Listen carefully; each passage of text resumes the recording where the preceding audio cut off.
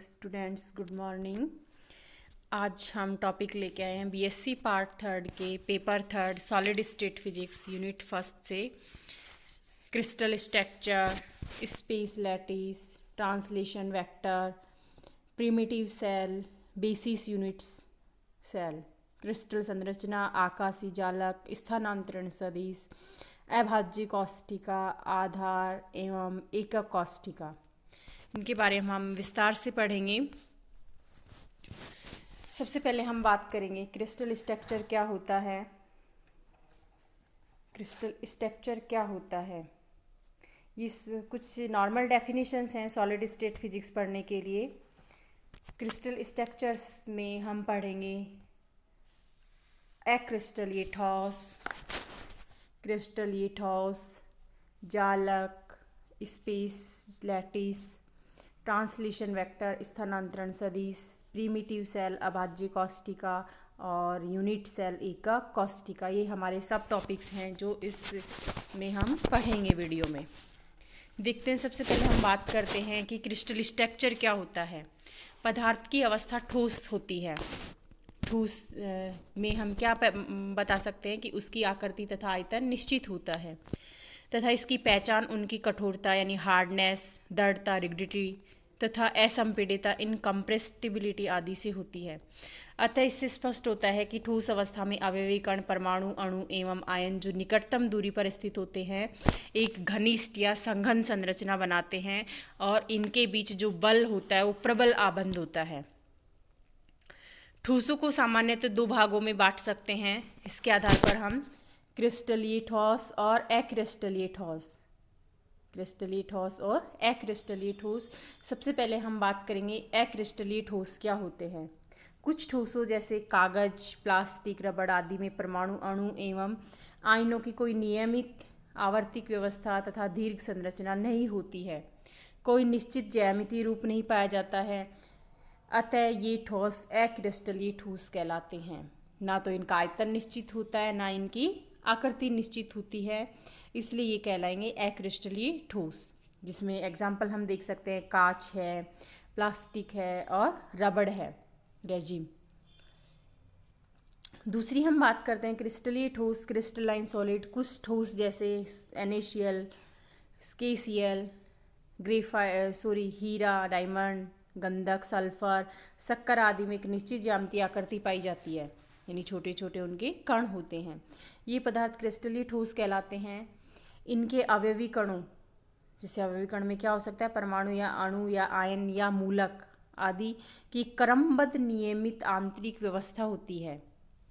किसी ठोस का क्रिस्टल अवयवी कणों का वह त्रिविमीय आवर्ती व्यू यानी 3 डायमेंशन पीरियोडिक वे एरे, जिससे सदृश रचना के एकांकों की यानी यूनिट्स आकाश में नियमित रूप से रिपीट करने पर जालक बनता है।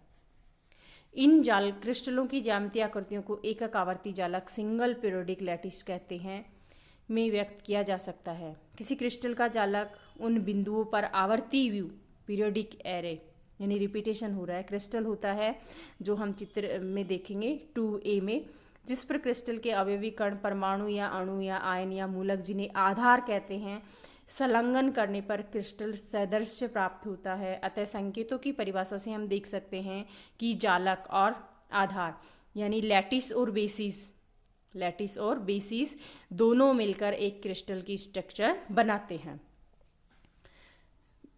यूनिट्स, यहाँ वर्ड आ रहा है, लैटिस वर्ड आ रहा है और बेसिस वर्ड आ रहा है और एक वर्ड आ रहा है क्रिस्टल, यानी जब बेसिस होगा और लैटिस होगा, ये दोनों मिलकर एक क्रिस्टल की स्ट्रक्चर बनाते हैं। जैसे अभी हम डायग्राम में बात करते हैं, यहाँ हमारे पास 2 डायग्राम है, क्रिस्टलीय ठोस का और क्रिस्टलीय संरचना और अक्रिस्टलीय ठोस का।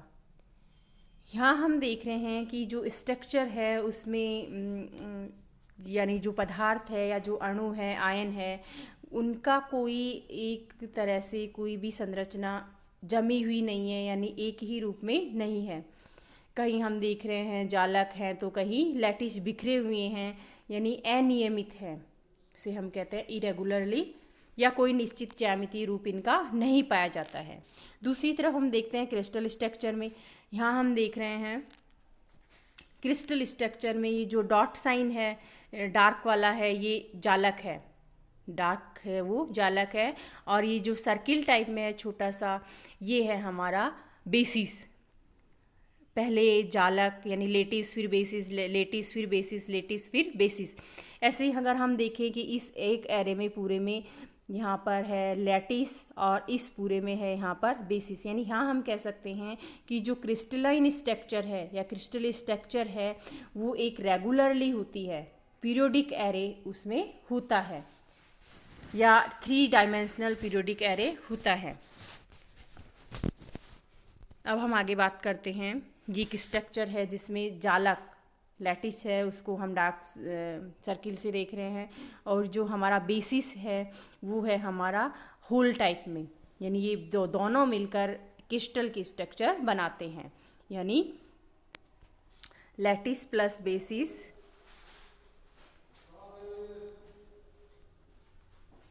इक्वल में क्रिस्टल स्ट्रक्चर, एक लैटिस और बेसिस मिलकर क्रिस्टल की स्ट्रक्चर बनाते हैं, ये हम यहाँ पर देख रहे हैं। अब नेक्स्ट टॉपिक आता है हमारा स्पेस लैटिस यानी आकाशीय जालक।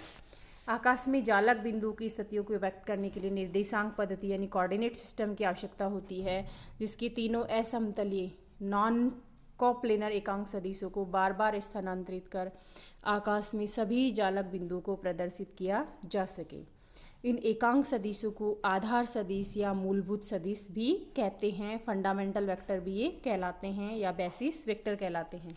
यहाँ हम देख रहे हैं रेखिक जालक है, समतलीय जालक है, और थर्ड जो है हमारा वो आकाशीय जालक है। स्पेस में एक्स वाई एंड जेड तीनों डायरेक्शंस होती हैं। यहाँ हम बात करें सिंपल एक ही डायरेक्शन है यानी एक्स डायरेक्शन है, लेटिस जो है एक्स डायरेक्शन में जमे हुए हैं। यहाँ हम बात करें लेटिस जो है एक्स एंड वाई 2 डायरेक्शन में जमे हुए हैं, इसलिए 2 डायरेक्शन को हम प्लेन वाला डायरेक्शन लेटिस भी कहते हैं। थर्ड में हम देख रहे हैं यहाँ पर इस पॉइंट की अगर हम बात करें यहाँ पर X direction, Y direction and Z direction, तो ये कहलाएगा स्पेस लैटिस। इसमें जो लैटिस हैं वो 1 डायरेक्शन में जमे हुए हैं, यहाँ पर 2 डायरेक्शन में जमे हुए हैं, ये लैटिस डिस्टेंस कहलाती है ए बी, और यहाँ पर 3 डायमेंशन में जमे हुए हैं, लैटिस डिस्टेंस होगी ए बी एंड सी। अब हम बात करते हैं कि यहाँ पर ए बी और सी सदिश स्थानांतरण सदिशों की प्रतिव्यक्त अगर हम इनको करें, यानी क्रिस्टलोग्राफिक एक्सिस क्रिस्टल के लिए है ये एक्स वाई एंड जेड द्वारा प्रदर्शित हो, तो किसी जालक यानी लैटिस पॉइंट के सापेक्ष अन्य जालक बिंदु की स्थिति को हम निम्न सदिश द्वारा व्यक्त कर सकते हैं। ट्रांसलेशन वेक्टर इक्वल में n1a plus n2b plus n3c, जहाँ ए बी एंड से स्थानांतरण सदिश या मूलभूत सदिश या बेसिस कहलाते हैं, तथा n1 n2 n3 स्वैच्छिक इंटीजर हैं, ये कॉन्स्टेंट्स हो सकते हैं, पॉजिटिव भी हो सकता है, नेगेटिव भी हो सकता है। ट्रांसलेशन ऑपरेशन करने का यहाँ पर हमारा मीन है कि यदि क्रिस्टल के किसी बिंदु की स्थिति r को t सदिश द्वारा स्थानांतरित किया जाए तो परिणामी बिंदु की स्थिति हमें प्राप्त हो जाएगी r dash equal r plus T. Equation 1 से हम देख रहे हैं r plus n1a plus n2b plus n3c। प्रारंभ में हम देख रहे हैं कि r के पूर्णतः सदृश्य होनी चाहिए, अर्थात इस स्थानांतरित स्थिति के सापेक्ष क्रिस्टल की परमाणु व्यवस्था सभी अवस्थाओं में पूर्णतः समान दिखाई देनी चाहिए। अब हम बात करेंगे प्रिमिटिव सेल अभाज्य कॉस्टिका। यदि जालक में हम बात करें कि स्थिति हमारे पास r एंड r डैश है, स्थिति वाले बिंदु जिनके सापेक्ष क्रिस्टल में परमाणु विन्यास सदृश्य समान दिखाई देता है, एक इक्वेशन हम यहाँ पर लिख सकते हैं, यानी सेट हम यहाँ पर बना सकते हैं एक r dash equal r plus n1a plus n2b plus n3c, जहाँ पर a b and c translation सदिश अभाज्य सदिश कहलाते हैं। इन अभाज्य सदिशों से बनने वाला समानांतर षटफल पैरेललोपिपॉइड अभाज्य कॉस्टिका कहलाता है, जिसकी चित्र में हम बात करेंगे अभी आगे। अभाज्य कोष्टिका का आयत सदिश त्रिक गुणनफल वेक्टर जब हम पढ़ते हैं, ट्रिपल वेक्टर पढ़ते हैं, तो उसके लिए एक प्रॉपर्टी लागू होती है, a vector b cross c, a dot vector b cross c के बराबर होता है, वॉल्यूम है यहाँ पर। इसके बार बार पुनरावृत्ति से क्रिस्टल की ज्यामितीय संरचना का निर्माण होता है, क्रिस्टल स्ट्रक्चर बनती है। इन मूलभूत सदिशों के विभिन्न विकल्पों से निर्मित अभाज्य कोष्टिकाएं भिन्न भिन्न प्राप्त होती हैं, परंतु सभी का आयतन समान होता है। ये अभी हम डायग्राम में देखेंगे। यहाँ हम देख रहे हैं समतलीय अभाज्य कोष्टिका, यानी 2D की यहाँ पर बात की गई है, एक्स एंड वाई डायरेक्शन के लिए, प्लेन की बात कर रहे हैं हम यहाँ पर। यहाँ हम ये देख रहे हैं A1, दो जालकों के बीच की दूरी यहाँ पर B1। ऐसे यहाँ हम देखते हैं A2 और B2, और ये होगी A3 एंड B3। प्रदर्शित आकाशीय अभाज्य कोष्टिका के प्रत्येक कोने में एक जालक बिंदु होता है। प्रत्येक कोने में एक जालक बिंदु होता है, अर्थात प्रत्येक अभाज्य कोष्टिका में कुल 8 जालक बिंदु होते हैं। 11.1 में हम देख रहे हैं यहाँ पर। अगर हम इसकी बात करें, एक स्पीशीज लैटिस की बात करें, तो वहाँ की हम बात कर रहे हैं, यानी डायग्राम है हमारे पास में। इस डायग्राम की हम बात कर रहे हैं कि आकाशीय अभाज्य कोष्टिका के प्रत्येक कोने में एक जालक बिंदु होता है। प्रत्येक कोने में एक जालक बिंदु होता है, अर्थात प्रत्येक अभाज्य कोष्टिका में कुल 8 जालक बिंदु होते हैं।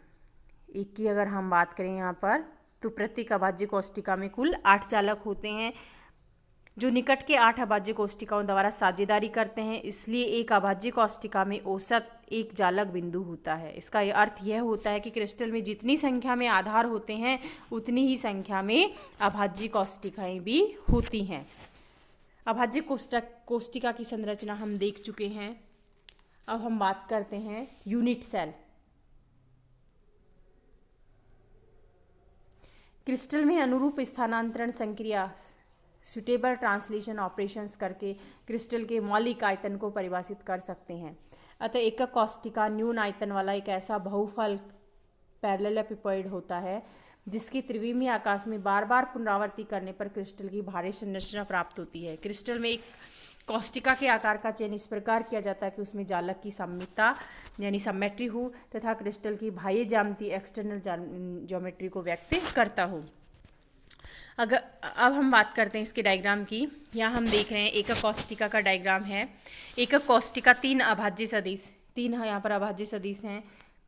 ए प्रिमिटिव वेक्टर है यहाँ पर, a vector, b vector and c vector. ये एक्स डायरेक्शन में, वाई डायरेक्शन में एंड जेड डायरेक्शन में से बना बहुफलक होता है। इनके बी व सी व ए व बी के बीच, यानी ए व बी व सी तथा सी व ए के बीच में जो एंगल बन रहा है, बी और सी के बीच अल्फा, ए और सी के बीच बीटा एंड ए और बी के बीच में एंगल जो है यहाँ पर गामा है।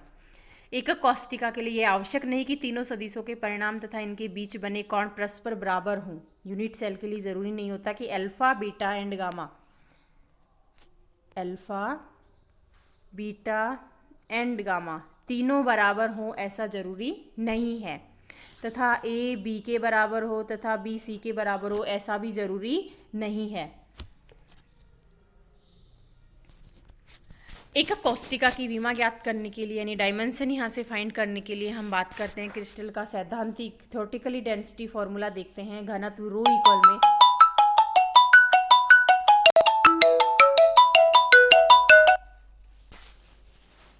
रो इक्वल में एकक कोष्टिका में कणों का द्रव्यमान बटे एकक कोष्टिका का आयतन, rho equal mn upon v, rho equal mn upon v, rho equal ma upon na और n बाई v।